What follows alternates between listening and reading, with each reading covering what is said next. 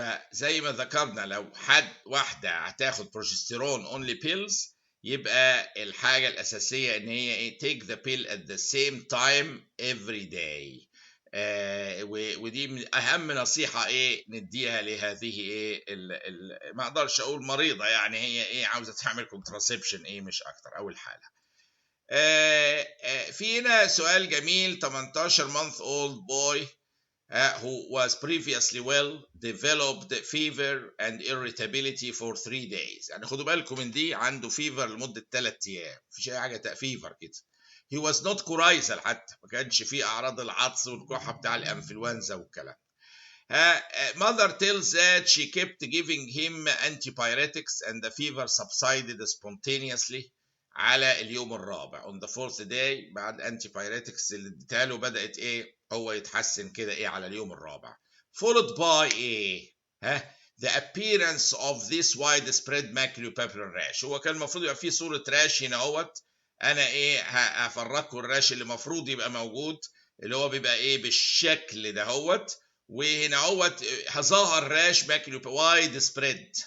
فبيقول وات از ذا موست بروبابل دايجنوسيس. وزي ما بكرر انا مش انا اللي عامل اسئله، انا بشتغل عليها، ففي بعض الديفكس دي مش يعني مش حاجه مني انا بحاول احلها بالصوره اللي ايه توصل ايه المعلومه. هنا اهوت عندي طفل بفيفر ادي عليه الحراره عليت هنا 3 ايام، وبعدين راحت نازله، وبعدين بدأ ايه يظهر ايه راش في ايه في الجسم كله ماكيلوبابر. الشكل ده ان الراش يجي بعد الحرارة خالص، يعني ايه مش اثناءها خالص، مش حتى داخل معاه بعدها خالص ما خلصت، ما كانش في اي حاجة، حرارة ويقل. ده التيبيكال بتاعة الايه كونديشن اللي هي روزيولا انفانتم. دي بتيجي بالشكل ده ايه تماما. يبقى انا يوم ما الست دي بتحكي الطفل فيفرش 3 ايام اخذ انتي على اليوم الثالث اختفت الحراره وظهر الراش بعدها، مفيش جاب ايه او إيه مع بعضهم ان هم او فتره كانوا مع بعض، لا دي اختفت وبعد كده ظهر الراش.